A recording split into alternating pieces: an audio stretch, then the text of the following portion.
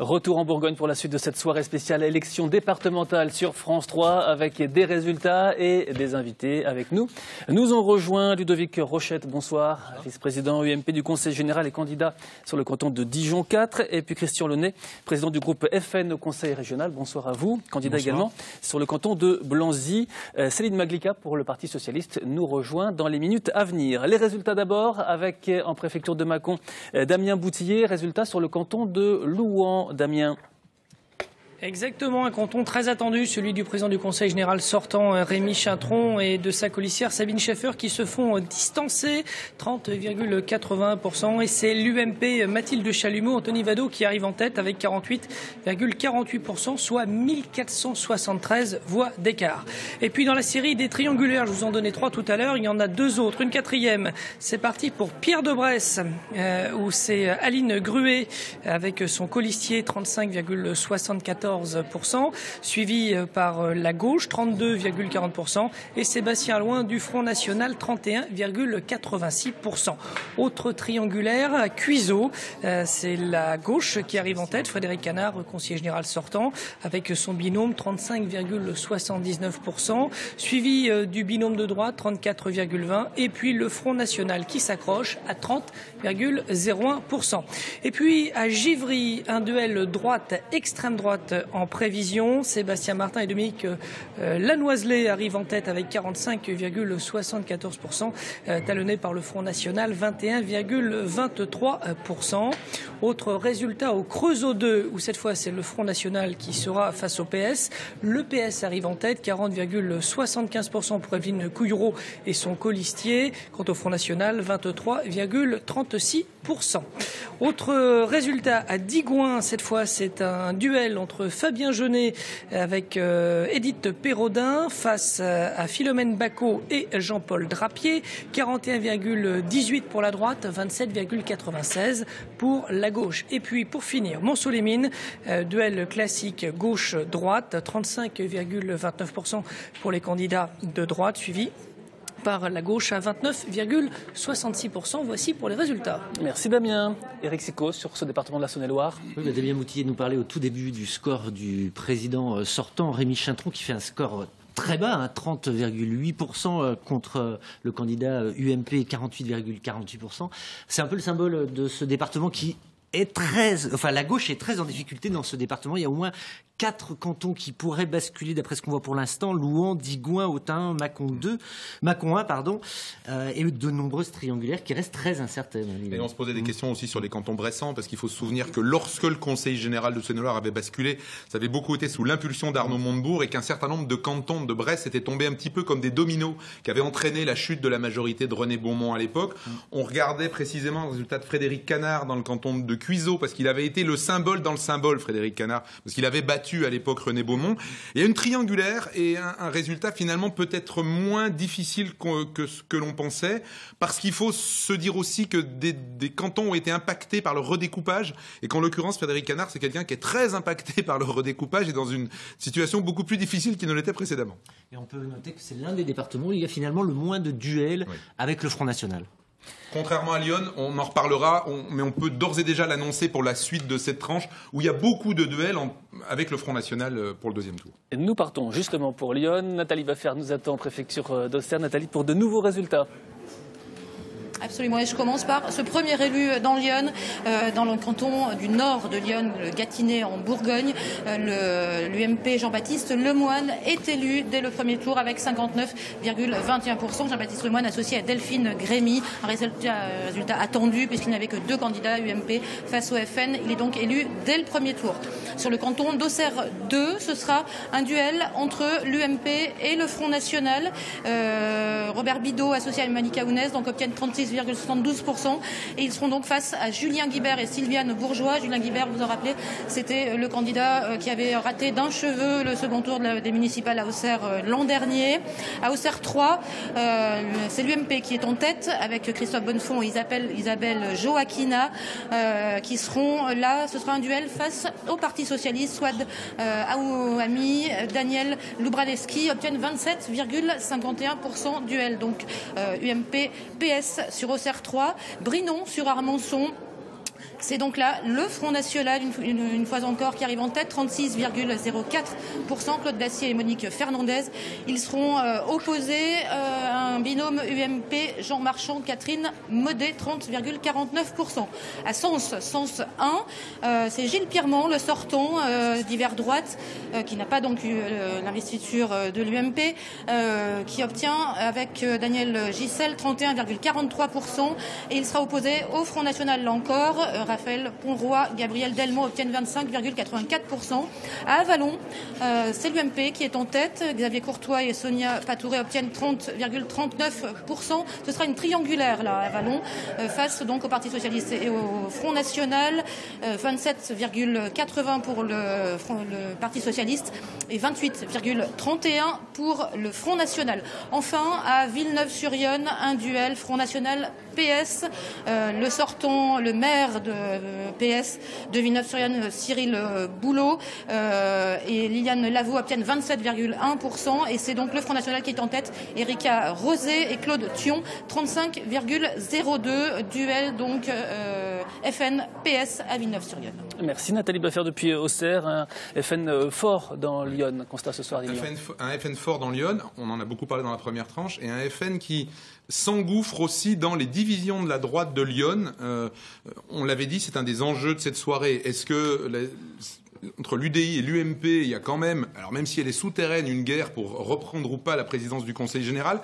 Il y a un certain nombre de cantons avec des candidats UDI et des candidats UMP qui vont être privés de deuxième tour. Sur la base de cette division. C'est le cas à Joigny, c'est le cas dans d'autres cantons aussi. Et la question va être aussi de savoir si cette division va laisser des traces. Dans certains cantons, c'est par exemple les cantons soutenus par le président du Conseil général, André Villiers, qui sont passés, les autres ne sont pas passés. Quel va être le niveau, on va dire, de la rivalité et du soutien ou pas? Ça, c'est l'entre-deux tours qui va nous le dire et le deuxième tour. Et on va ajouter que les forces de gauche, mais on s'y attendait, sont très très faibles dans Lyon, à l'exception à Auxerre, à Joigny et à Villeneuve-sur-Yonne. Nous en débattrons avec nos invités, bien évidemment. Direction Nevers, tout de suite, Régis Guillon pour de nouveaux résultats dans votre département. Oui, et je vous emmène dans le canton de Caunes-Cours-sur-Loire où dimanche prochain il y aura un duel droite-extrême droite. Michel Venot, le maire de Caunes-sur-Loire, est arrivé en tête avec son binôme bien sûr en totalisant 36,45% des voix. Et il sera donc opposé à un binôme Front National qui lui a réalisé 30,62% des voix. Et puis un résultat encore qui concerne Nevers. Vous savez que Nevers a été découpé en 4 cantons. Nous avons vu déjà 3 cantons. Et bien voici le dernier, c'est Nevers 1.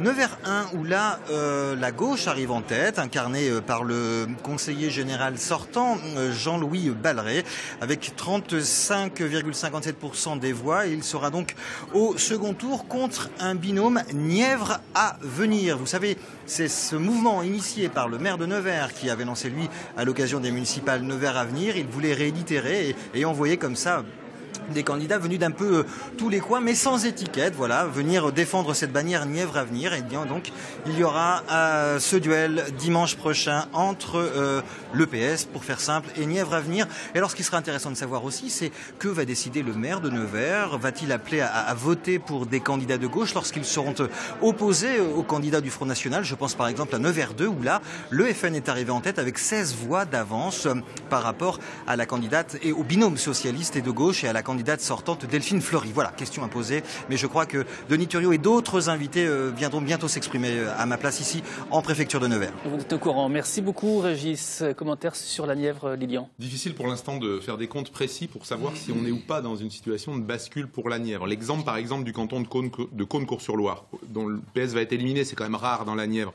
Il faut dire que c'est la réunification de 2 anciens cantons, un canton de droite, un canton de gauche. Alors de façon mathématique, on peut dire que là où il y avait un conseiller général de droite, un conseiller général de gauche, il y aura un binôme de droite, donc on voit un léger avantage qui est pris. Tout ça ne nous permet pas pour l'instant de dire si la majorité peut changer dans le conseil général donc départemental de la Nièvre. Le point intéressant, c'est aussi ce qui se passe sur la ville de Nevers. On est bien dans la suite des élections municipales avec ces candidats estampillés par le maire de Nevers. Mais aussi, il faut regarder précisément, il y a un certain nombre de cantons avec, par exemple, le parti Nouvelle Donne qui existe assez peu à l'échelle nationale et à l'échelle régionale, mais qui, je crois, sur 1 ou 2 cantons, fait plusieurs points. Et donc, ça va compter aussi. La question sera de savoir si c'est des gens qui sont proches du Parti socialiste socialiste ou si c'est des gens qui souhaitent ne pas apporter leur voix au Parti socialiste au deuxième tour. Donc tout ça va compter, mais dans l'esprit des élections municipales de Nevers. La soirée continue sur France 3 Bourgogne et sur france3.fr. Nous partons pour Dijon pour de nouveaux résultats en compagnie de Lise Riget en préfecture de Dijon. Oui, d'abord un résultat dans le canton d'Aussonne avec un duel droite-extrême droite et notamment Dominique Girard et Marie-Claire Vallet qui passent donc en tête à 19,08%. Et puis en seconde, donc le Front National, Johan Bassan et Marie Troussard, 17,89%. On en vient donc ensuite au canton urbain, au canton dijonnais, là aussi avec donc un tandem qui passe, qui est élu déjà dès ce premier tour, à savoir le maire de Dijon, Alain Millot, et sa première adjointe Nathalie Kunders qui passe donc, ça passe juste 25,42%. Élection donc de ce binôme pour le canton de Dijon 2, à gauche bien sûr. La gauche également en tête dans ce premier tour, dans le canton de Dijon 5. L'Union de la gauche avec Christophe Avena et Colette Popard, qui fait partie de la garde rapprochée de François Rebsamen. Donc là, on aura droit à un duo aussi, 19,63%. Et l'Union de la droite avec Franck Ayache et Amélia Novo. Ça ne passe pas en revanche pour le Front National sur ce canton de Dijon 5. En ce qui concerne Dijon 4, maintenant un canton sur lequel la droite misait beaucoup, là aussi, c'est la gauche qui est en tête avec le tandem Océane Charret-Godard, adjointe au maire de Dijon, ainsi que Jean-Yves Pian, 17,99, suivi de près par un duel de la droite, Anne Herchen et Ludovic Rochette. Ensuite, on poursuit également avec, cette fois-ci, Dijon 1. C'était acquis là aussi, presque, pas complètement, score relativement élevé, cette fois-ci pour la droite. François-Xavier Dugour, Daniel Darfeuille, 23,55% pour ce premier tour. C'est un petit peu plus loin pour le tandem de l'Union de la gauche avec Jean-Philippe Poncès et Catherine Hervieux. Et puis donc pas de Front National non plus pour ce canton de Dijon 1. Et puis, nous avons également le canton de Longwy qui vient de nous parvenir avec là une triangulaire. Là aussi, un canton sur lequel la gauche pouvait être en danger. La gauche qui est tout de même en tête, Christophe Lucan et Céline Tonneau, 16,68, suivi de l'Union de la droite, Jean-Philippe Morel et Marie Quintalet. Et puis donc le Front National également pour cette triangulaire, Véronique Julliard, David Tréca, 14,44%. Merci Lise Riget depuis la préfecture de Côte-d'Or où je vois que l'on regarde France 3, la seule chaîne à vous proposer une soirée spéciale élection départementale. Une précision concernant le canton de Dijon 2. Repréciser les chiffres dijonnais. Dijon 2. Voilà. Alors on va commencer par le canton urbain de Dijon 1 où la droite est devant, donc le tandem Daniel Darfeuille, François-Xavier Ducourt totalise 44% des voix. Il devance le tandem PS, Europe Écologie Les Verts, 37%. Le canton de Dijon 5 où la gauche est en tête, Christophe Avena, Colette Popard, 38% des voix, devance le binôme UDI d'hiver droite, Franck Ayache, Amélia Novo, 24% des voix. Dijon 4, le PS en ballottage favorable, les socialistes 35%, devance l'UMP 32% et le Front National 21%.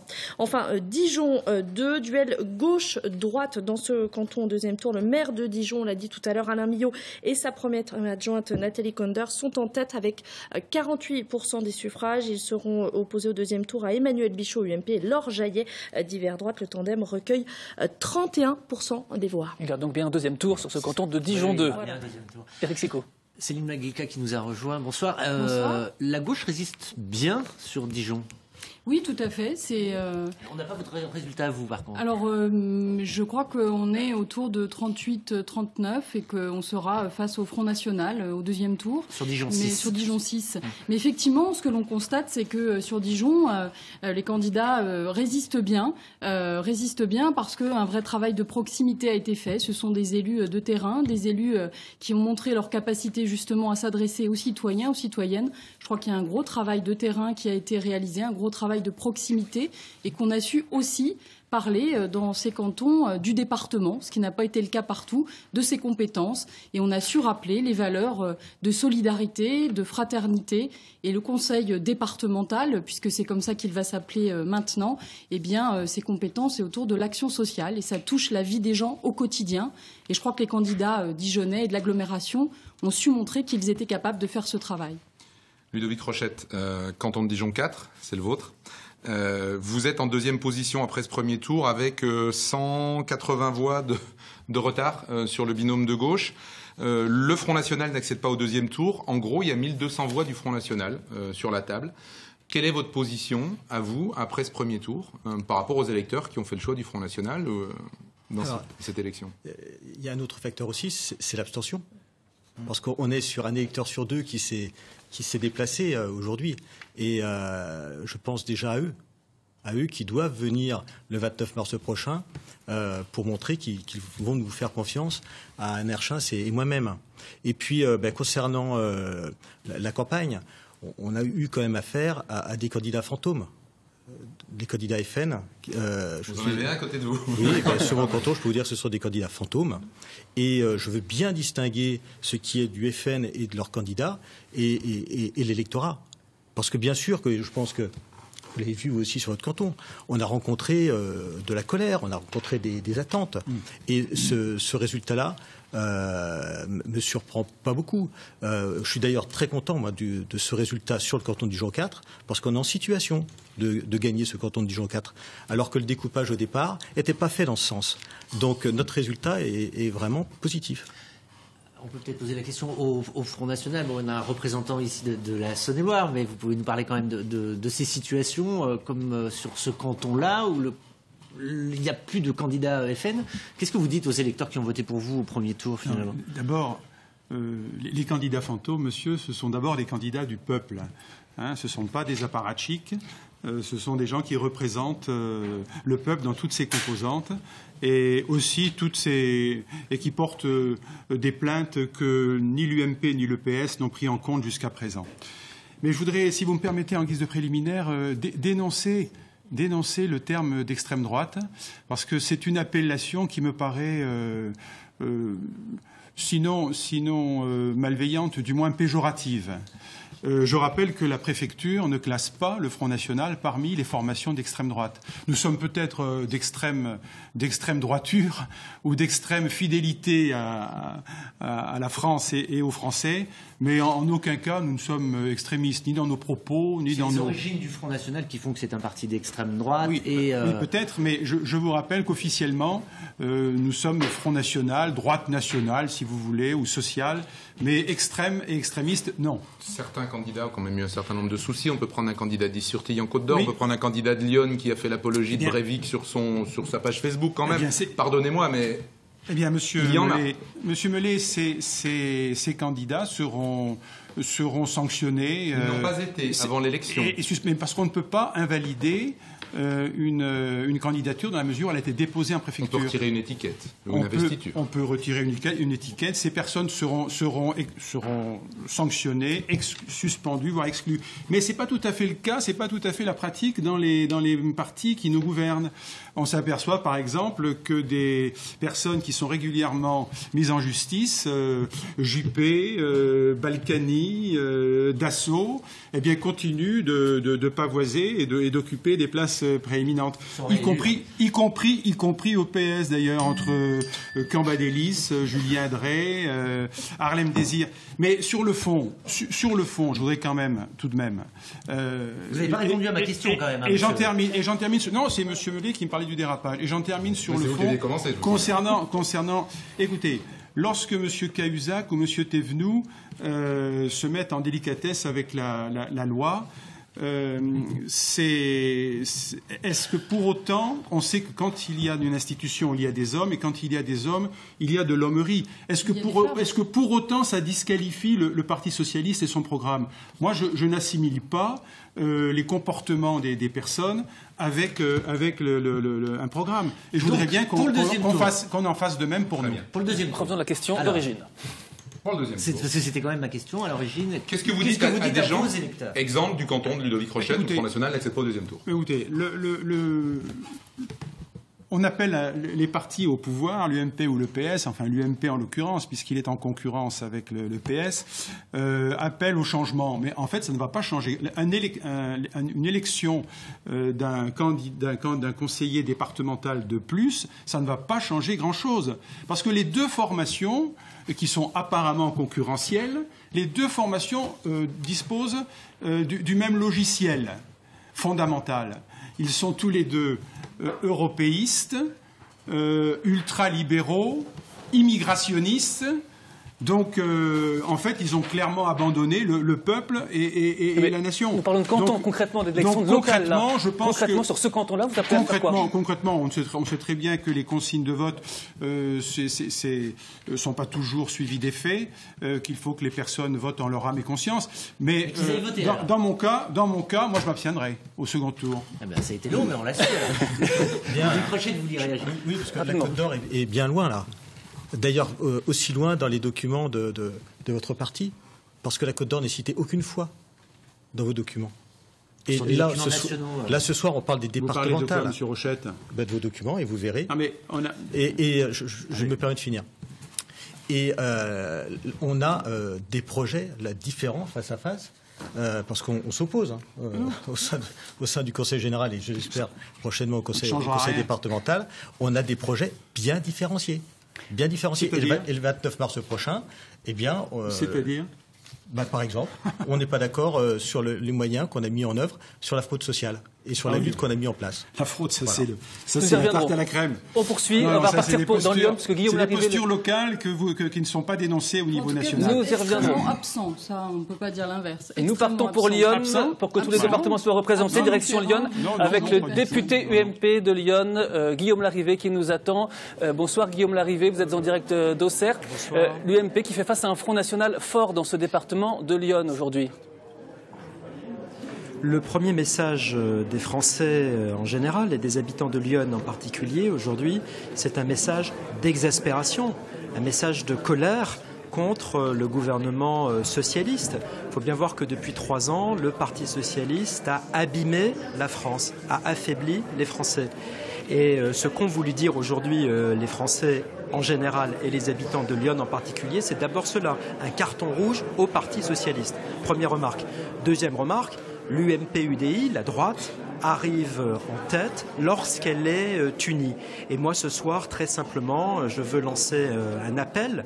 Je lance un appel à tous les habitants de Lyon. Si vous voulez dire stop au Parti socialiste, si vous voulez préparer de vrais changements, eh bien, il faut se rassembler massivement dimanche prochain derrière les candidats UMP-UDI, les candidats de la droite. Question de Lilian Mellet. Bonsoir Guillaume Larrivé.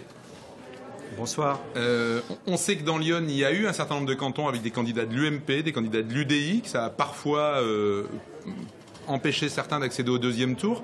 Quelle est votre position à vous? Est-ce qu'il faut soutenir les candidats de droite les mieux placés? Vous soutenez André Villiers, le président du Conseil général, et les candidats qu'il a soutenus? Quelle est votre position là-dessus?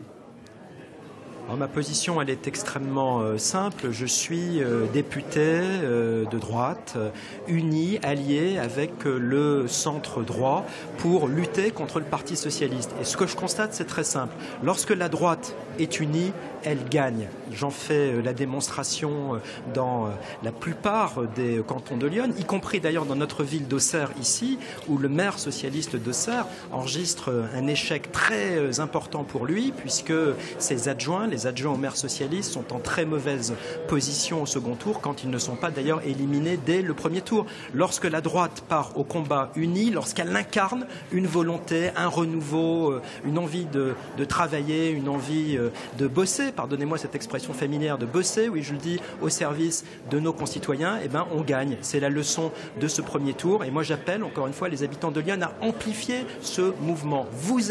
Nous avons la possibilité dimanche prochain d'envoyer un message très fort à François Hollande, à Manuel Valls, à Christiane Taubira. Stop au Parti socialiste, préparons le retour de la droite unie au pouvoir. Merci Guillaume Larrivé en duplex depuis Auxerre pour votre réaction. Merci d'être avec nous sur France 3 Bourgogne. Nous allons partir pour Nevers où Christophe Gaillard, candidat du Front National, nous rejoint avec un gros score du Front National qui arrive en tête dans votre canton. Christophe Gaillard, bonsoir. Bonsoir. Donc gros score de votre parti dans le canton, dans votre canton. Oui, un beau score, puisque nous arrivons en tête et devant le Parti socialiste, c'est un canton emblématique, puisque c'était le canton de Pierre Bérégovoy et de l'ancien président du Conseil général de la Nièvre, Marcel Charmant.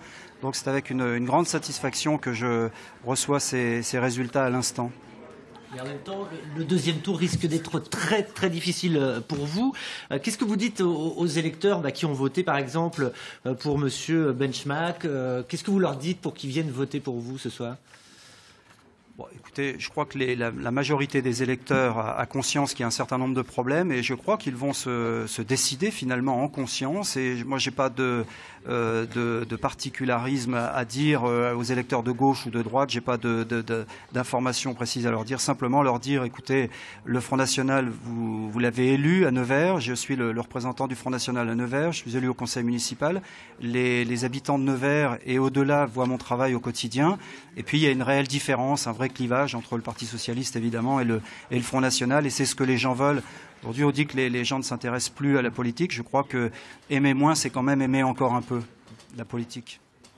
Merci Christophe Gaillard, candidat donc sur le canton de Nevers 2. Merci d'avoir été avec nous en direct de Nevers. On poursuit le débat, peut-être avec... on était en train d'évoquer les différences entre l'UMP et le Parti socialiste, qui n'étaient pas évidentes aux yeux de Christian Launay.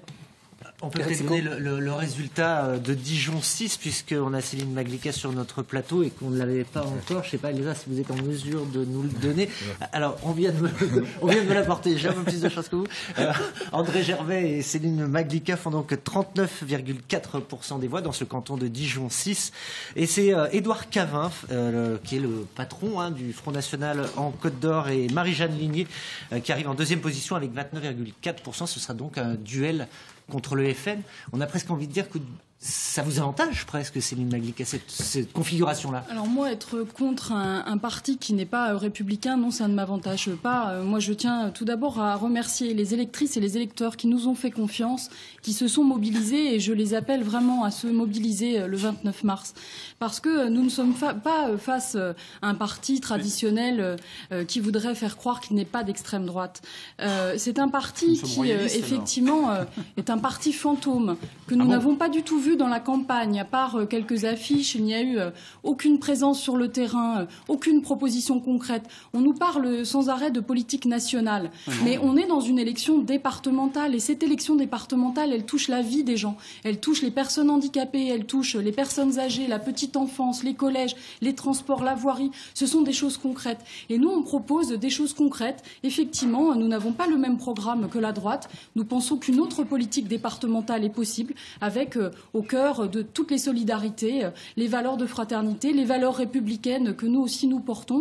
Et nous pensons effectivement qu'il est grave d'être face à un Front National qui est un parti qui prône des idées extrémistes contre lesquelles nous nous battrons avec détermination, avec ténacité. Et je peux vous dire que le courage politique, nous l'aurons. Cette réforme, elle a amené la parité, il faut le rappeler. Nous étions 13% de femmes dans les conseils généraux, nous serons 50% demain. Et je peux vous dire que c'est avec beaucoup de courage politique que nous affronterons cet adversaire qui nous semble dangereux pour notre République. Vous vouliez répondre, Christian Launay. Je dis ça avant que vous cédiez la place à François Desailly qui attend là-bas. Je vous préviens par avance. Dites-nous. Non, mais c'est tout de même étonnant d'entendre ces formations politiques donner des leçons de morale, de démocratie et de république. Enfin, votre bilan au niveau de la Bourgogne est catastrophique. Que faites-vous des 180 000 pauvres? On parle du département. Oui, non, mais le département, c'est quatre départements qui font une région. Il y a 180 000 pauvres en Bourgogne qui vivent avec moins de 900 € par mois. il y a également des gens qui travaillent et qui sont pauvres et avec des enfants pauvres. Qu'est-ce que vous pensez faire pour monsieur concrètement? Eh bien, écoutez, parce il y a, vous avez, il y a d'abord, je pourrais parler du programme. Dans vos programmes. Je ne vous ai pas interrompu, chère madame. Vous laissez parler Marine Le Pen, mais je ne vous ai pas interrompu, chère madame. Il y a également 130 000 chômeurs maintenant, une croissance continue du chômage depuis maintenant 30 ans. Et le chômage, outre le fléau économique, c'est une véritable indignité personnelle. Alors, vous pouvez toujours parler de solidarité et de fraternité. Il faudrait d'abord commencer par donner de l'emploi. Je voudrais parler des compétences du département. Les compétences du département. Je pense que vous les connaissez mal. Si, je les connais bien, bien entendu. C'est agréable. Ping-pong. Très agréable. Oui. Ludwig Rochette, on a posé la question tout à l'heure à Alain Suguenot sur ces situations, comme dans un canton comme celui-là où la droite est éliminée, que faut-il faire? Alain Suguenot n'était pas favorable au Nini, il n'est pas favorable non plus à un appel à un vote républicain. Quelle est la meilleure solution finalement pour vous? Il est vrai que, pour reprendre la position d'Alain Suguenot, que chaque territoire a quand même sa spécificité. Mais on ne peut pas non plus, on ne peut pas laisser les clés d'un département à une formation qui n'aura pas les moyens de gérer la collectivité. Néanmoins, je le répète, on a entendu la colère des habitants sur la fiscalité, sur les inquiétudes vis-à-vis de l'avenir. Et le Conseil général, c'est justement cette collectivité qui doit répondre à ces attentes, qui doit répondre aux inquiétudes des parents pour le travail de leurs enfants, ou des parents pour les maisons de retraite pour leurs propres parents aussi. On est sur cette collectivité qui est intergénérationnelle et on ne peut pas se permettre d'avoir un débat, comme on l'a eu tout de suite, sur des notions qui sont uniquement nationales. Il y a des spécificités aujourd'hui nationales, une colère contre la politique gouvernementale, et je la partage, mais on est sur des compétences locales. Et il faut que notre réponse soit locale. Moi, dès demain, je repars en campagne avec énergie et puis avec beaucoup d'envie sur le local et sur les compétences du Conseil général. 10h moins le quart, vous donnez la parole à tous les partis. Le Front de gauche avec Isabelle de Almeida, elle nous attend en direct de la préfecture de Côte-d'Or à Dijon. Bonsoir Isabelle de Almeida, vous êtes candidate sur le canton de Chenôve.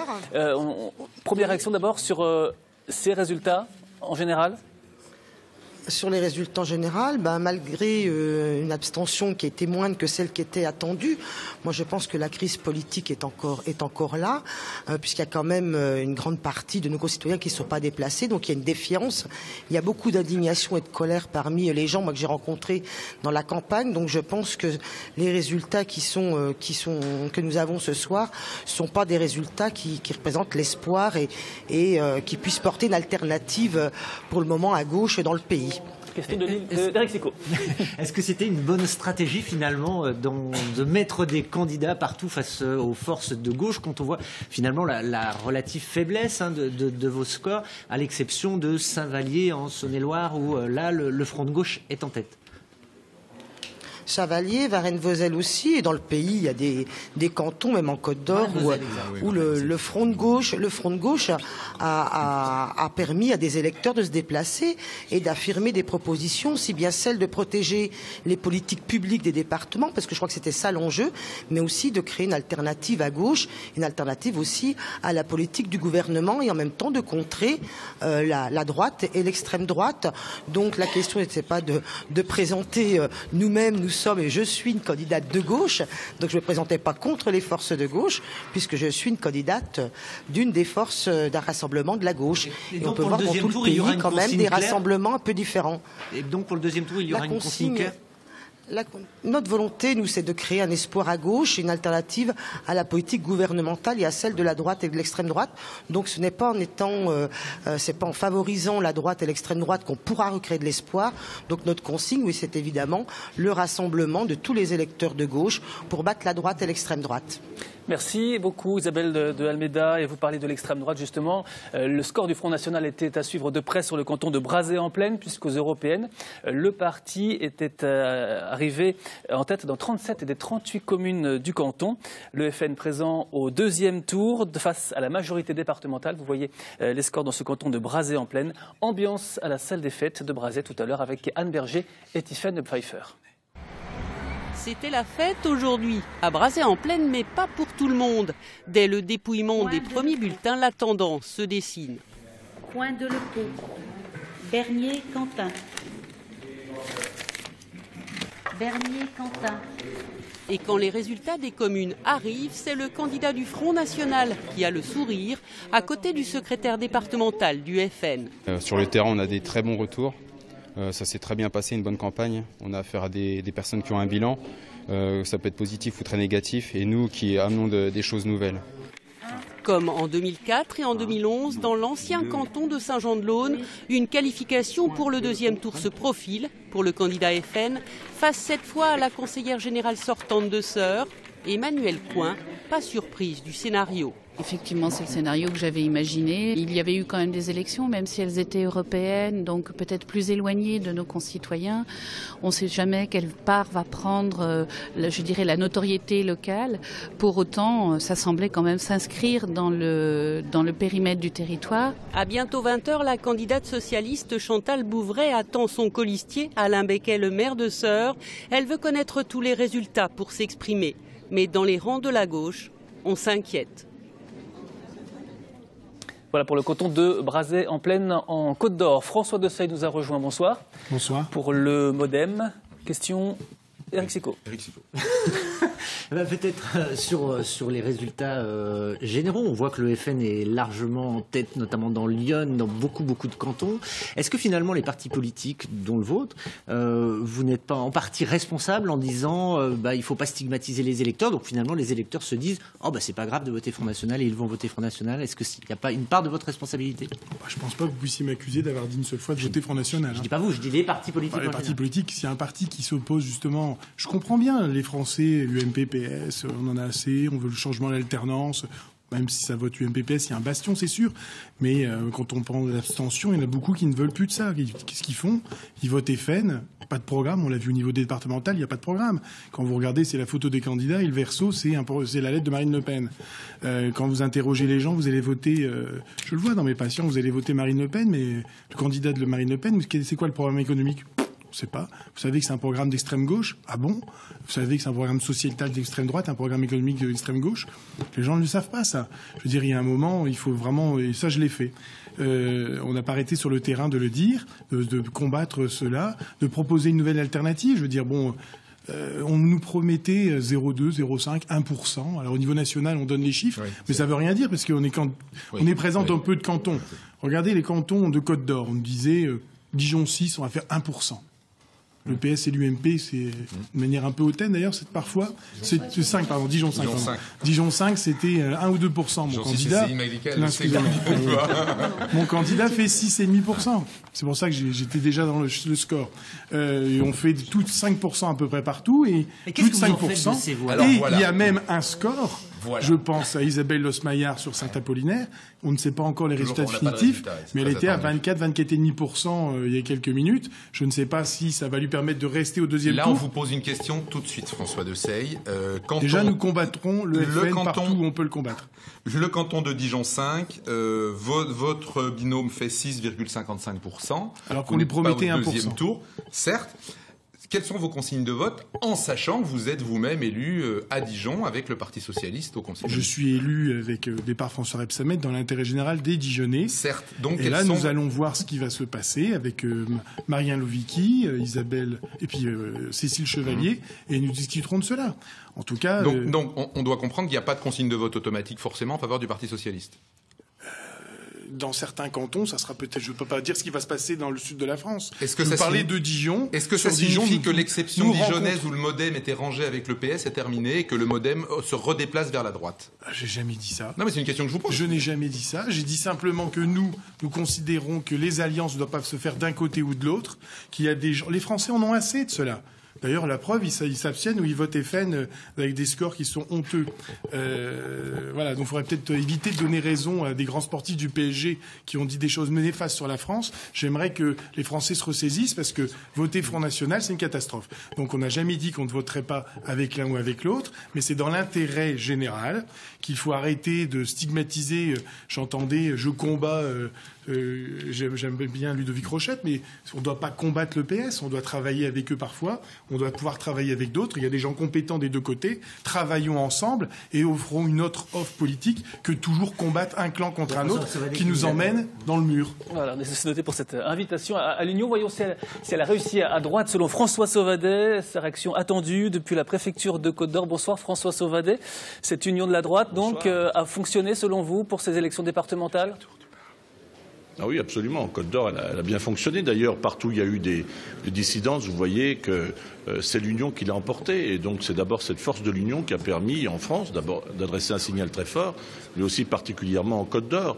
D'ailleurs, vous avez vu que la gauche est éliminée dans pratiquement un tiers des nouveaux cantons qu'elle avait contribué à redessiner et à charcuter. Et là, elle est notamment éliminée dans votre propre canton, mais vous êtes en ballottage très favorable face à un candidat FN, François Sauvadet. C'est une situation à laquelle vous vous attendiez, vous qui avez l'habitude, auparavant, d'être élu dans un fauteuil dans votre ancien canton de Vito? Non, mais vous savez, d'abord, si les cantons n'avaient pas été redécoupés, vous regarderez le score de Vito, comme celui de Martinet dans son propre canton. On a assisté à un vrai charcutage que j'ai eu l'occasion de dénoncer à de maintes reprises. Maintenant, la réalité, c'est celle-là. Mais vous savez, on pressentait qu'il y allait avoir un vrai cri de colère qui allait être exprimé par le peuple. D'ailleurs, il était exprimé par beaucoup. Et sur le terrain, moi, j'ai entendu beaucoup de gens qui étaient mécontents et qui l'ont exprimé dans les urnes. Voilà, ce cri-là, il faut l'entendre. Maintenant, ce que je vais adresser comme message à l'ensemble des Côte-d'Oriens, c'est que le deuxième tour sera un tour décisif. Et qu'une fois qu'on a exprimé sa colère, y compris en votant pour des gens du Front National, dont d'ailleurs on ne connaît pas les candidats, qui n'ont même pas de programme, puisque même sur leur programme, il ne figurait même pas le nom Côte d'Or. C'est un programme national. Donc maintenant que c'est le tour décisif, moi j'appelle chacun à un esprit de responsabilité, de mobilisation. Je ne souhaite pas personnellement qu'il y ait de conseillers départementaux du Front National en Côte d'Or. Et ça ne dépend pas que de nous. Ça dépend naturellement et surtout des électeurs qui sont appelés aujourd'hui à se prononcer et à se prononcer clairement et à sanctionner aussi clairement ceux qui doivent l'être, c'est-à-dire ceux qui sont responsables de cette situation. Alors j'entends bien ceux qui nous renvoient dos à dos, la gauche et la droite. C'est pas ça le sujet. Aujourd'hui, nous sommes dans une situation dramatique pour beaucoup de personnes, et donc la sanction doit s'exprimer à l'égard d'un parti socialiste qui a tripatouillé un scrutin et qui d'ailleurs on ne sait même pas les compétences toujours que devront assumer les conseils départementaux. C'est vous dire. Donc il faut que cette sanction soit clairement exprimée. Au second tour, c'est le travail de mobilisation qu'on va faire de notre électorat. Mais si on a bien compris, vous appelez quand même à faire battre le Front National et vous préférez une victoire d'un candidat socialiste que celle d'un candidat Front National. C'est bien ce que j'ai compris. Non, attendez, vous me ferez pas... Non, le combat, moi je le mène contre la gauche. Vous avez bien compris. Je suis à la tête d'une majorité que je veux voir reconduite au conseil départemental de la Côte d'Or. Et donc mon combat, il est clairement d'abord contre la gauche, parce qu'on le voit bien, le Front National n'est pas en situation de gagner ici en Côte d'Or naturellement la majorité. Donc le combat, il est clairement contre la gauche. Donc je ne vais pas lancer d'appel à l'égard de ceux que je combats matin, midi et soir et qui ont montré les limites de l'exercice, y compris en Côte d'Or. Nous avons cessé de fustiger un certain nombre d'engagements que nous avions pour les territoires ruraux. D'ailleurs, j'aimerais qu'ils s'en expliquent davantage sur leur choix devant les électeurs. Non, il ne s'agit pas de ça.